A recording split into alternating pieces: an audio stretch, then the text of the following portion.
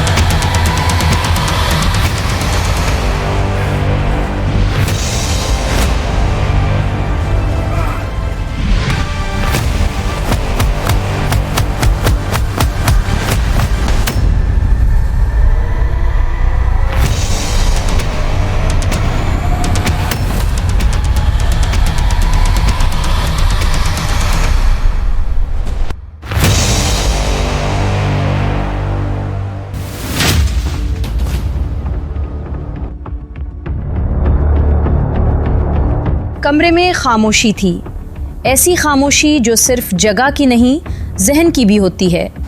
मैं बेड के किनारे बैठी थी। अम्मी से बात ख़त्म हुए चंद मिनट ही हुए थे, मगर उनकी आवाज़ अभी तक जहन में गूंज रही थी। अल्लाह तुम्हें कामयाब करे, सलामत रखे। मैंने एक गहरा सांस लिया। सामने चैट खुली हुई थी, क्लेरा। न डीपी न कोई डिटेल, बस एक ब्लैंक सा इंटरफेस, जैसे उसके पीछे भी सब कुछ कंट्रोल्ड हो। मैंने कीबोर्ड खोला, एक लम्हा रुकी और फिर सिर्फ 3 हरूफ टाइप किए, यस। कोई वजाहत नहीं, कोई सवाल नहीं। मैंने सेंड किया, मैसेज चला गया। कोई रिप्लाई नहीं आया, कोई टाइपिंग नहीं, कुछ भी नहीं। मैंने मोबाइल नीचे रखा, सर को बेड से टेक दिया, आंखें बंद कर लीं। ये सुकून नहीं था। ये वो लम्हा था जब इंसान खुद को कन्विंस नहीं करता, बस एक्सेप्ट करता है। मैंने फैसला नहीं किया था, मैंने खुद को कमिट कर दिया था।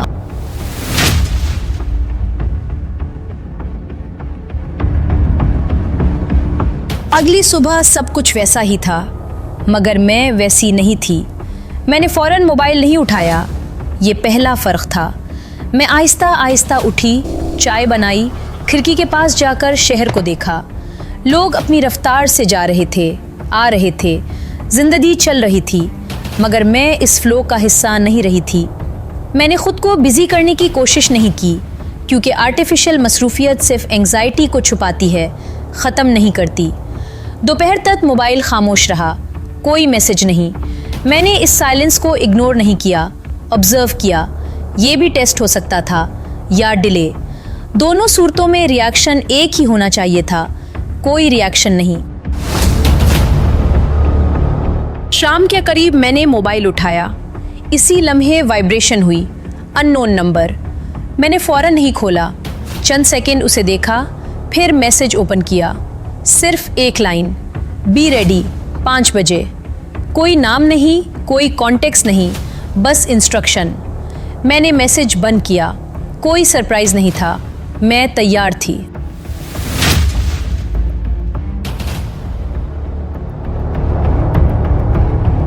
मैंने घड़ी देखी, वक्त कम था, मगर जल्दी की ज़रूरत नहीं थी।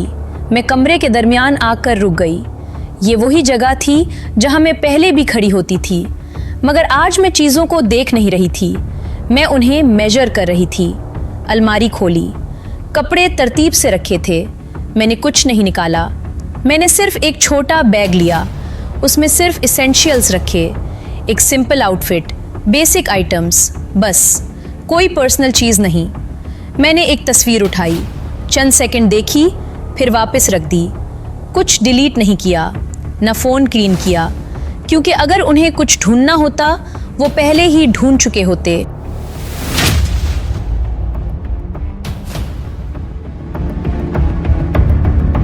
बिल्डिंग के बाहर वही गाड़ी खड़ी थी, सादा, बगैर किसी निशान के।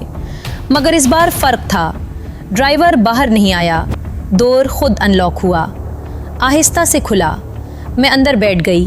कोई सवाल नहीं, कोई बात नहीं।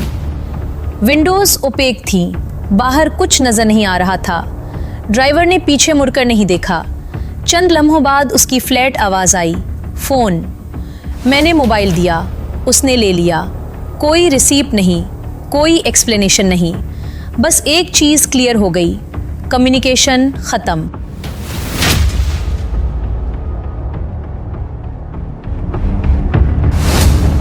गाड़ी स्मूथ रफ्तार से चलती रही। मैंने पोस्चर रिलैक्स रखा मगर आंखें खुली रखी। ऑब्जर्व करना ज़रूरी था, मगर जल्द ही एक बात वाज़े हो गई। मैं ऑब्जर्व नहीं कर रही थी, मैं कंटेन थी। तकरीबन 1 घंटा सफ़र के बाद रफ्तार कम हुई और गाड़ी रुक गई। Step out. मैं बाहर निकली। हवा ने फ़ौरन फ़र्क महसूस करा दिया। ये शहर नहीं था, यहाँ खनकी थी, ड्राइनेस थी और एक कंट्रोल्ड खामोशी। मैंने सर उठाया। पहाड़, नैरो रोड और उनके दरमियान एक वादी। मैं वापस वहीं थी, गोस्ट वाइपर यूनिट। मैंने पीछे नहीं देखा। गाड़ी क्वाइटली दूर चली गई और मैं सीधी आगे बढ़ गई। रास्ता पहचाना हुआ था, कोई गाइड नहीं था और ज़रूरत भी नहीं थी।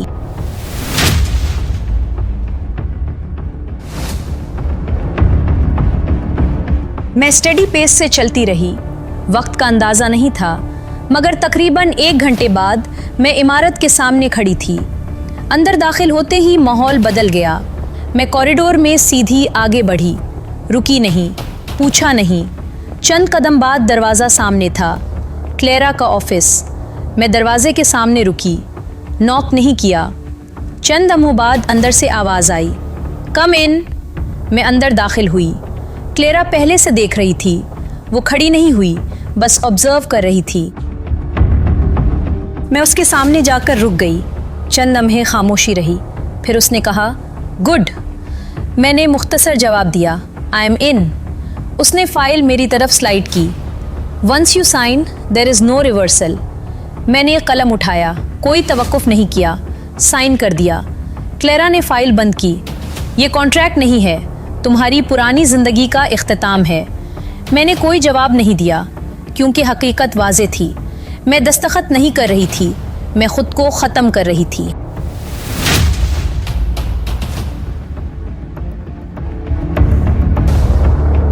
क्लेरा मुड़ी और बग़ैर कुछ कहे मुझे साथ चलने का इशारा किया। मैं उसके पीछे चलती गई। हम कॉरिडोर के एक मुख्तलिफ हिस्से में दाखिल हुए। ये हिस्सा बाकी जगहों से मुख्तलिफ था। यहाँ ऑपरेशनल नॉइज़ नहीं थी, बल्कि एक खामोश मुनज़्ज़म तरतीब थी। दोनों तरफ कमरे बने हुए थे, आमने सामने। हर दरवाज़ा एक जैसा, कोई नाम नहीं, कोई शनाख्त नहीं। क्लेरा एक दरवाजे के सामने रुकी। उसने हैंडल घुमाया और दरवाज़ा खोल दिया। मैं अंदर दाखिल हुई। कमरा सादा था, मगर बिल्कुल स्ट्रक्चर्ड। 4 बेड, 4 लॉकर्स, सब कुछ बराबर फासले पर रखा हुआ। 3 लड़कियां पहले से मौजूद थीं।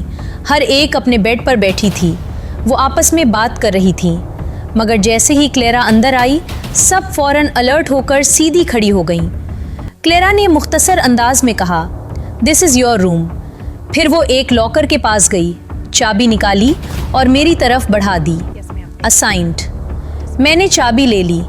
क्लेरा ने कमरे पर एक आखिरी नज़र डाली, फिर सीधा कहा, सेटल इन, और वो मुड़कर बाहर चली गई। दरवाज़ा क्वाइटली बंद हो गया। चंद लम्हे कमरे में खामोशी रही। मैंने आगे बढ़कर अपना लॉकर खोला।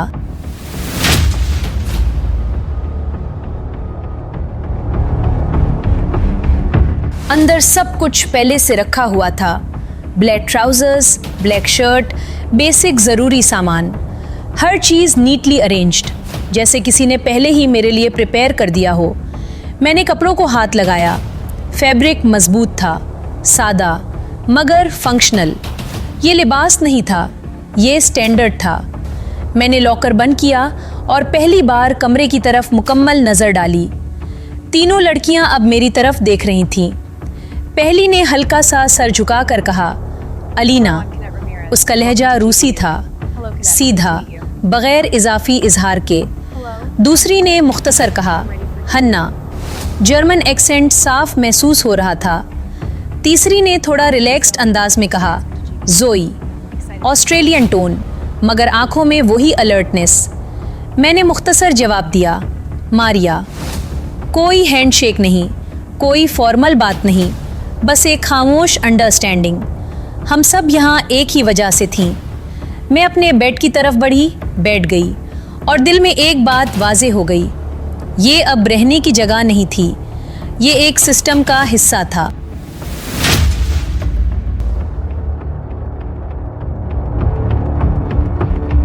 अगली सुबह जैसे ही विसल बजी, पूरा ग्राउंड एक साथ हरकत में आ गया। मैं लाइन में खड़ी थी, मगर मेरी नज़र हर तरफ घूम रही थी। हर ग्रुप अलग इंटेंसिटी पर काम कर रहा था, कहीं स्प्रिंट ड्रिल्स, कहीं ऑब्स्टिकल वॉल, कहीं क्लोज कॉम्बैट। ये ट्रेनिंग नहीं थी, ये फिल्टरिंग थी। किसे रखना है, किसे तोड़ना है। हॉल के अंदर से मुसलसल ज़रबों की आवाज़ आ रही थी, ग्लव्स की टक्कर, सांसों की रफ्तार और इंस्ट्रक्टर्स के छोटे वाज़े कमांड्स। मैंने एक नज़र फायर रेंज की तरफ डाली।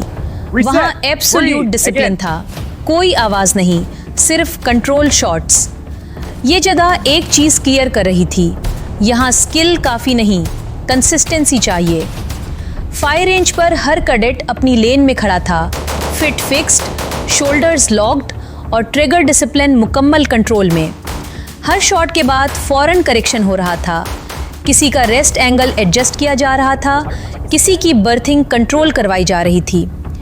टारगेट स्टैटिक नहीं थे, कभी मूव करते, कभी ब्लिंक करके डिसअपियर हो जाते, रिएक्शन टाइम को टेस्ट करने के लिए।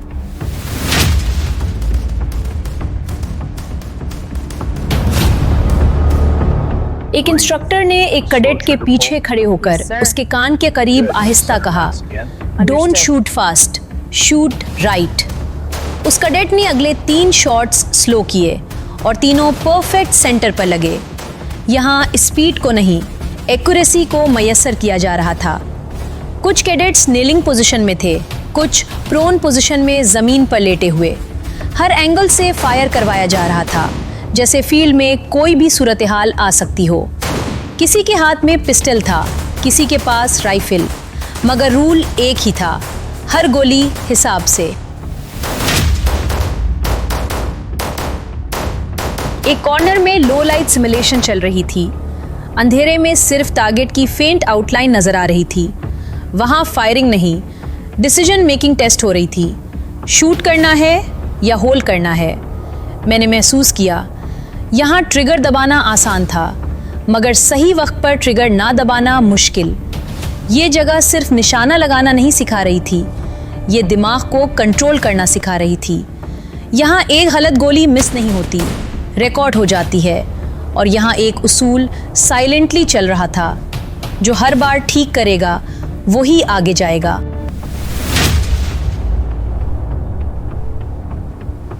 इब्तिदाई दिन मेरे लिए नए नहीं थे। जितने भी बेसिक टेस्ट थे, एंड्योरेंस, रिफ्लेक्स, वेपन हैंडलिंग, मैं एक एक करके क्लियर करती गई।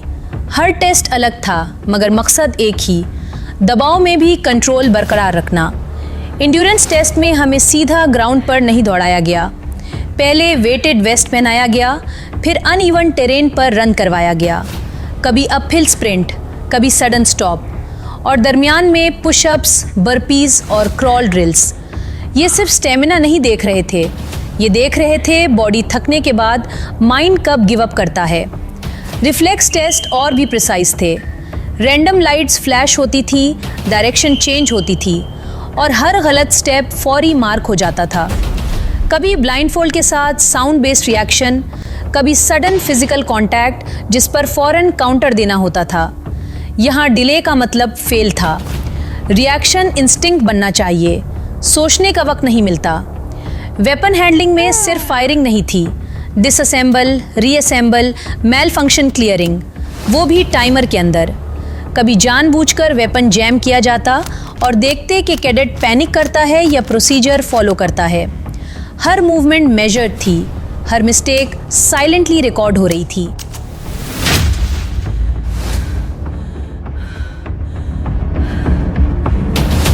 हर टेस्ट के बाद कोई तारीफ नहीं, बस अगला टेस्ट, ना गुड जॉब ना वेल डन। यहाँ किसी को मोटिवेट नहीं किया जाता, यहाँ देखा जाता है कि कौन खुद को मोटिवेट रख सकता है। मैं हर टेस्ट क्लियर करती जा रही थी, मगर ये कामयाबी नहीं थी, ये बेस लाइन था। यहाँ अप्रूवल नहीं मिलता, सिर्फ सरवाइव करना होता है। और मुझे साफ समझ आ गया था, असल इम्तिहान अभी शुरू भी नहीं हुआ।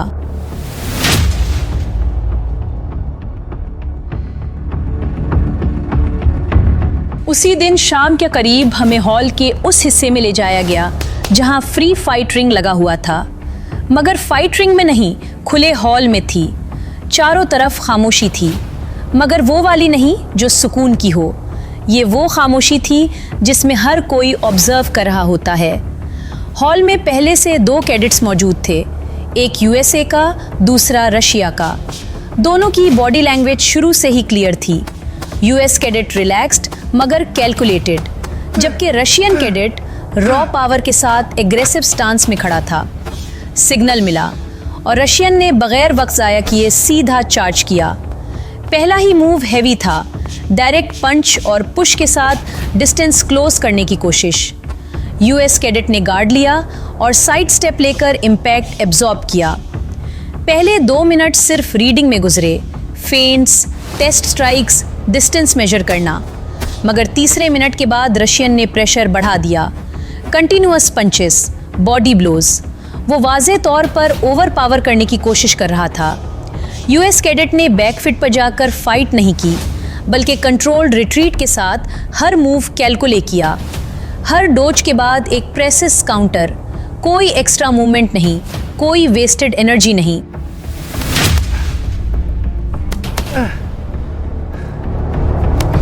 दस मिनट के बाद रशियन की सांस हैवी होने लगी। उसके स्ट्राइक्स में वेट तो था, मगर कंट्रोल कम हो रहा था। यूएस कैडेट ने यही लम्हा पिक किया। उसने पेस बढ़ाया, क्विक जैब्स, फिर सडन लो किक और फौरन पिवट करके एंगल चेंज किया। रशियन मोमेंटरीली ऑफ बैलेंस हुआ, मगर अभी भी खड़ा था। 15वें मिनट तक दोनों थक चुके थे, मगर फर्क वाज़े था। एक अपनी ताकत पर लड़ रहा था, दूसरा अपने कंट्रोल पर। 17वें मिनट में यूएस कैडेट ने एक क्लीन सेटअप बनाया, फेक हाई स्ट्रोक। रूसी ने गार्ड ऊपर लिया। उसी लम्हे यूएस कैडेट ने बॉडी शिफ्ट की और एक शार्प हैक सीधा जो पर लगाया। इम्पैक्ट क्लियर था। रूसी की आंखें एक लम्हे के लिए ब्लैंक हुईं और उसका बैलेंस मुकम्मल ख़त्म हो गया। वो ग्राउंड पर गिरा और उठने की कोशिश की, मगर बॉडी ने साथ नहीं दिया। नॉकआउट।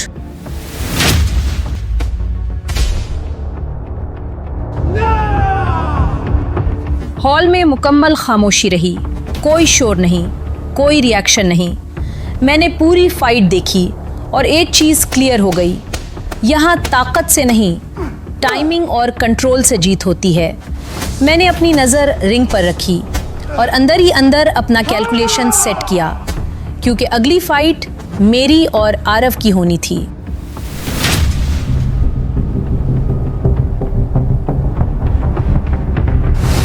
मैंने अपनी नज़र उन दोनों से हटाई और सामने खड़े आरव को दोबारा ऑब्जर्व किया। वो सिर्फ एक ओपोनेंट नहीं था, वो इंडियन आर्मी का ट्रेन कैडेट था और उसकी पोस्चर बता रही थी कि वो प्रेशर में टूटने वालों में से नहीं। अगर कोई और मुल्क होता तो शायद ये सिर्फ एक और टेस्ट होता, मगर यहाँ इक्वेशन मुख्तलिफ थी। ये मुकाबला सिर्फ स्किल का नहीं था, ये आसाब, कंट्रोल और बर्दाश्त का इम्तहान था।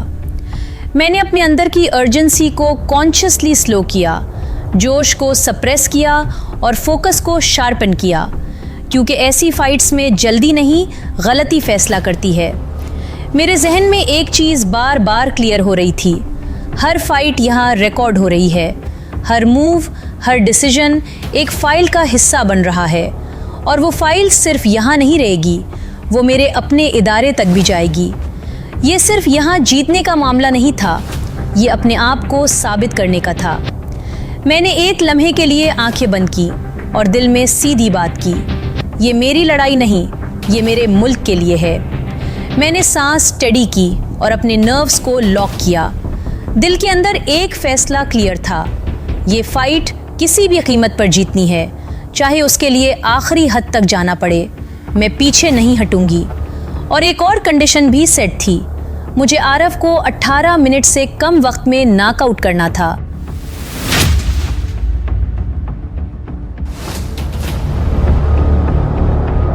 इंस्ट्रक्टर की आवाज आई, start.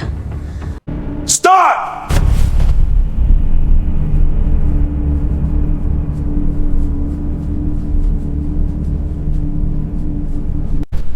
Ready to lose, Maria?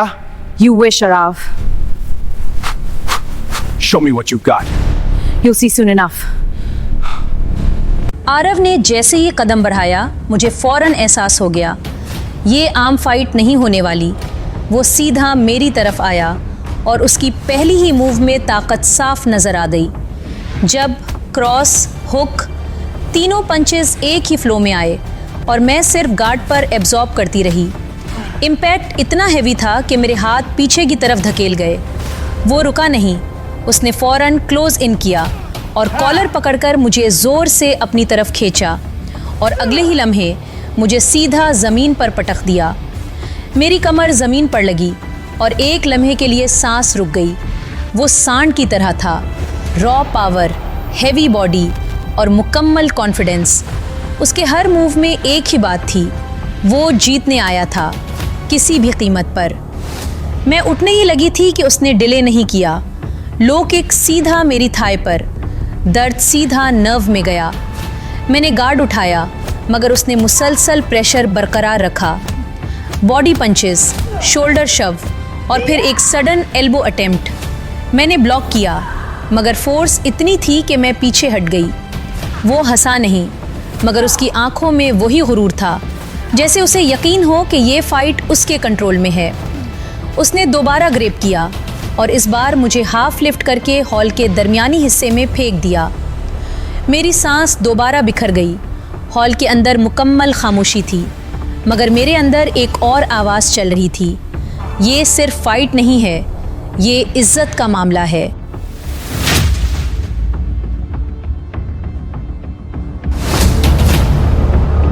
मैंने दर्द इग्नोर किया और आहिस्ता से खड़ी हुई। आरव ने मुझे दोबारा अप्रोच किया, इस बार और एग्रेसिव। उसने स्पिनिंग बैक किक मारी। मैं मुकम्मल डॉज ना कर सकी।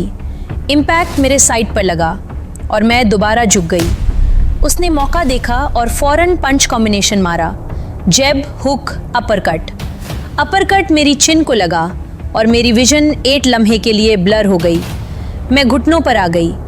आरव एक कदम पीछे हटा और मुझे देखता रहा, जैसे वो इंतज़ार कर रहा हो कि मैं उठूं और वो दोबारा मारे। ये उसकी ताकत थी और यही उसकी कमज़ोरी भी। वो अपनी पावर पर ज़्यादा भरोसा कर रहा था और गुस्सा उसके कंट्रोल से बाहर निकल रहा था। मैंने आहिस्ता से सांस लिया और ख़ुद को सेंटर किया। यहाँ से फाइट बदलनी थी। That's the power.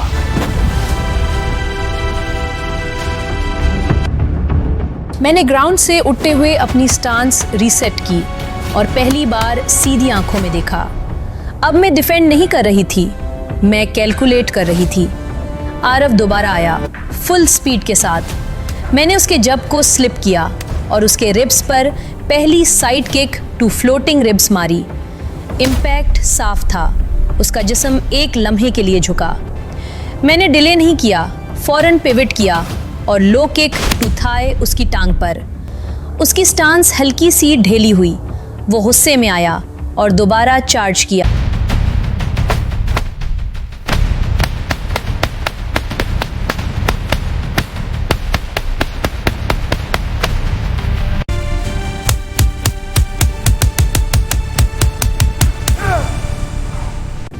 मैंने फेक लो मूव किया और फौरन क्वेश्चन मार्क किक उसके हेड पर मारी। उसका गार्ड लेट था, किक सीधी उसके साइड फेस पर लगी। अब पहली बार वो विजिबली शेक हुआ।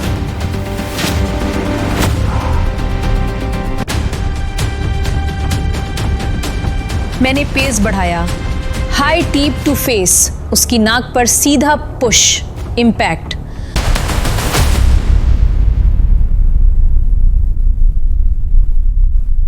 खून की पहली लकीर नजर आई। वो गुस्से में पूरी ताकत से आया, मगर अब वो कंट्रोल में नहीं था। मैंने उसके अटैक को रीड किया और साइड स्टेप लेकर स्पिनिंग बैक किक उसके चेस्ट पर मारी। वो पीछे धकेला गया। मैंने पॉज नहीं लिया। Jump, rotate, spinning heel kick सीधी उसके जॉ पर। इम्पैक्ट हैवी था। उसके मुंह से खून निकलना शुरू हो गया। वो अब डिफेंसिव होने लगा था, मगर देर हो चुकी थी। मैंने फेड जैब किया और फौरन axe kick, downward heel kick ऊपर से नीचे उसके शोल्डर नेक जोन पर मारी। वो घुटनों पर आ गया। मैंने उसे रिकवर होने का वक्त नहीं दिया। डबल किक, फ्लाइंग किक, एक पुश और दूसरी स्ट्रोक उसके ऊपर बॉडी पर। वो पीछे लड़खड़ाया। उसकी आंखों में अब हुरूर नहीं था, सिर्फ सर्वाइवल था।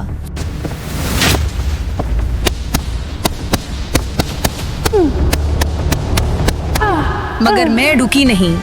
मैंने कंट्रोल स्टेप्स के साथ अप्रोच किया और पुश किक टू नी उसके घुटने पर मारी। उसका बैलेंस मुकम्मल ख़त्म हो गया। वो गिरने ही वाला था। मैंने आखिरी सेटअप बनाया। मैंने हाई जैब फेक किया और जैसे ही उसने गार्ड ऊपर किया, मैंने फुल रोटेशन के साथ हाई राउंड हाउस किक उसके जॉ पर मारी। किक इतने ज़ोर की थी कि आवाज़ खामोश हॉल में गूंजी। आरव की आंखें ब्लैंक हुईं और उसका जिस्म सीधा ज़मीन पर गिर गया। खामोशी। फिर पूरा हॉल तालियों से गूंज उठा। मैं एक कदम पीछे हटी। सांस हैवी थी मगर कंट्रोल में। मैंने नीचे गिरे हुए आरव को देखा। वो भी अपने मुल्क के लिए लड़ा था, मगर आज मैं जीती थी। Timing control. That's the key. किसी ने वक्त बताया, 9 मिनट। मैंने कुछ नहीं कहा, क्योंकि ये सिर्फ एक फाइट नहीं थी, ये एक ऐलान था। हॉल तालियों से गूंज रहा था, मगर मेरे अंदर मुकम्मल खामोशी थी। मैंने एक कदम पीछे लिया और सीधी जाकर हॉल के एक कोने में रखी छोटी सी कुर्सी पर बैठ गई। सांस बेतरतीब थी, सीना ऊपर नीचे हो रहा था और जिस्म जैसे अपनी हद से बाहर जा चुका था। मैंने आंखें बंद की और सिर्फ सांस पर फोकस किया। 1, 2, 3। चंद लम्हों बाद आवाज़ें वापस सुनाई देने लगीं। मरिया, मरिया। मैंने आंखें खोली। मेरे गिर्द कई कैडेट्स खड़े थे, लड़के, लड़कियां, मुख्तलिफ ममालिक के चेहरे, मगर उस वक्त सब एक ही आवाज़ में बोल रहे थे। कोई कंधे पर हाथ रख रहा था, कोई सिर्फ देख रहा था, ऑब्जर्व कर रहा था। ये खुशी नहीं थी, ये रिकग्निशन था। मैंने हल्का सा सर हिलाया, मगर कुछ कहा नहीं। दूसरी तरफ अमला आरव को उठा रहा था। 2 लोग उसके बाजू पकड़े हुए थे और एक ने उसका सर स्टेडी रखा हुआ था। उसे स्ट्रेचर पर डाला गया। मैंने एक नज़र डाली। उसका चेहरा खून से भरा हुआ था। जबड़ा एक तरफ शिफ्ट था। मेरी आखिरी किक अपना काम कर चुकी थी। मैंने नज़र हटा ली। ये लड़ाई ख़त्म हो चुकी थी। अब ये केस मेडिकल का था।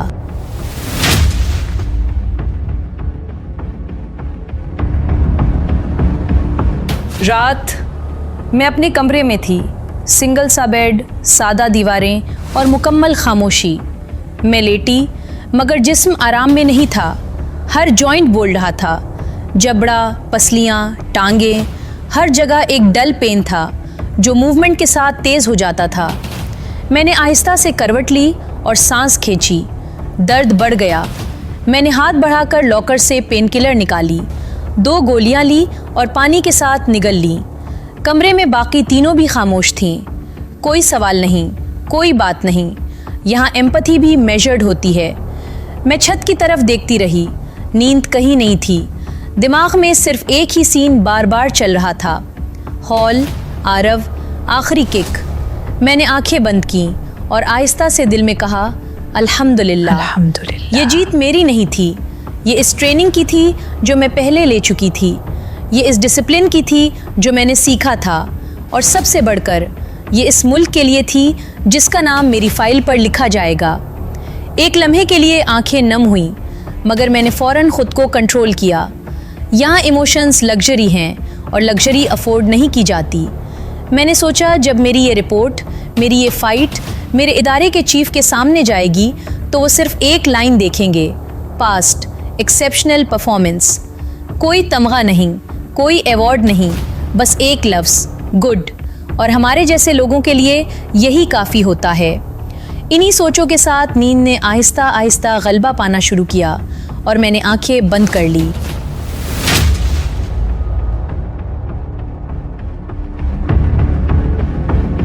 सुबह रूटीन के मुताबिक मैं तैयार थी। जिस्म अब भी दर्द में था, मगर मूवमेंट स्मूथ रखी। मैं ट्रेनिंग एरिया की तरफ जा रही थी कि एक सोल्जर तेज़ी से मेरे करीब आया। मैम, आपको मिस क्लेरा ने कर्नल विक्टर के रूम में बुलाया है। मैंने सिर्फ सर हिलाया। All right. वो मुड़ा और मैं उसके पीछे चल पड़ी।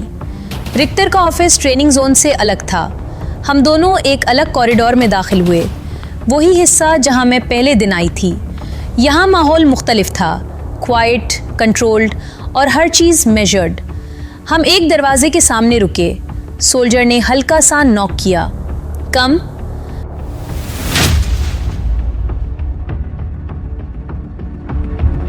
कमरा आलीशान था, मगर अननेसेसरी कुछ नहीं था। विक्टर एक साइड पर बैठा था और क्लेरा दूसरी तरफ, दोनों अलग मगर सिंक्रोनाइज्ड। मैंने फ़ौरन सैल्यूट किया और प्रोटोकॉल के मुताबिक खड़ी हो गई। विक्टर ने मुख्तसर कहा, सिट। मैं सामने वाले सोफे पर बैठ गई। चंद लम्हों की खामोशी। फिर विक्टर ने सीधा मेरी तरफ देखा। Maria, you perform beyond expected parameters. उसकी आवाज़ में तारीफ थी, मगर टोन कंट्रोल्ड। तुमने सिर्फ जीता नहीं, तुमने फाइट को कंट्रोल किया। वो थोड़ा आगे झुका। तुमने प्रेशर अब्जॉर्ब किया, पैनिक नहीं किया और सही वक्त पर काउंटर किया। उसने एक फाइल खोली और एक लाइन पर उंगली रखी। Timing, precision, discipline. फिर उसने मेरी तरफ देखा। ये तीनों एक साथ कम लोग लेकर आते हैं। मैं खामोश रही। वो जारी रहा। आरव फिजिकली डोमिनेंट था, मगर तुमने उसे ब्रेक किया, मेंटली और स्ट्रक्चरली, दोनों तरीक़ों से। एक लम्हा रुका, फिर उसकी नज़रें सीधी मेरी आंखों में आ गईं। और एक और चीज़, उसने फाइल बंद की और हल्का सा आगे झुककर बोला, तुमने गोस्ट वाइपर यूनिट में अपने से कई गुना ज़्यादा ताकतवर ओपोनेंट को शिकस्त दी, और वो भी 9 मिनट में। कमरे में एक लम्हे के लिए खामोशी और गहरी हो गई।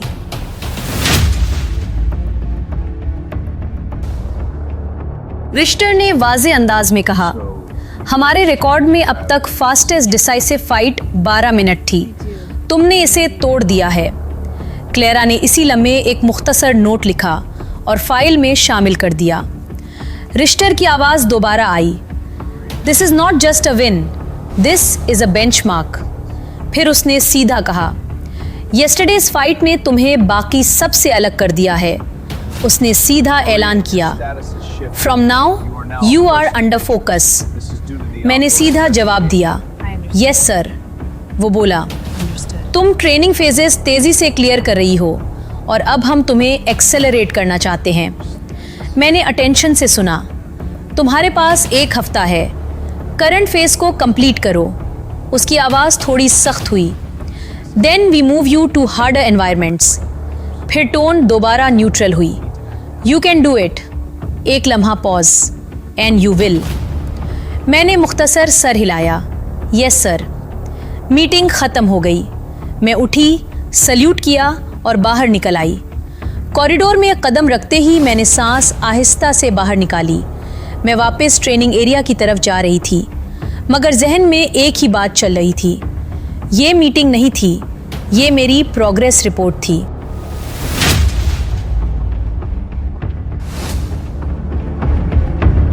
मैं कॉरिडोर में आगे बढ़ रही थी। कदम नॉर्मल थे, मगर अंदर सब कुछ बदल चुका था। यहाँ हर जीत अगले इम्तिहान का दरवाज़ा खोलती है, और मेरा दरवाज़ा अभी अभी खुला था। मैंने ट्रेनिंग एरिया की तरफ देखा, वही ग्राउंड, वही लोग, मगर अब एक फ़र्क था। अब मुझे देखा जा रहा था। गोस्ट वाइपर यूनिट में ये सबसे ख़तरनाक मरहला होता है, जब तुम हिडन नहीं रहते बल्कि फ़ोकस में आ जाते हो। और अब अगला मरहला सिर्फ सख्त नहीं होगा, बल्कि तोड़ने वाला होगा। मैं हूँ मारिया और आप देख रहे हैं मिस्क ओरिजिनल। अगर आपको ये कहानी पसंद आ रही है तो इस वीडियो को ज़रूर लाइक करें, उसे अपने दोस्तों के साथ शेयर करें ताकि वो भी इस सफ़र का हिस्सा बन सकें। और अगर आप पहली बार देख रहे हैं तो अभी सब्सक्राइब करें मिस्क ओरिजिनल को, क्योंकि ये कहानी अभी ख़त्म नहीं हुई। अभी तो असल इम्तिहान शुरू होना बाकी है। अगली किस्त में मुझे ऐसे मराहिल से गुजारा जाएगा जहाँ सिर्फ ताकत काफ़ी नहीं होगी, जहाँ सर्वाइवल सिर्फ जिस्म का नहीं दिमाग का भी इम्तिहान होगा, जहाँ हर गलत फैसला वापसी का रास्ता ख़त्म कर सकता है, और जहाँ जासूस नहीं बनाए जाते बल्कि उन्हें तोड़कर गोस्ट वाइपर यूनिट के कमांडो में ढाला जाता है। मैं वापस आऊँगी एक नए मरहले के साथ। तब तक स्टे रेडी, स्टे अलर्ट, क्योंकि अगला मिशन पहले से ज़्यादा ख़तरनाक होने वाला है।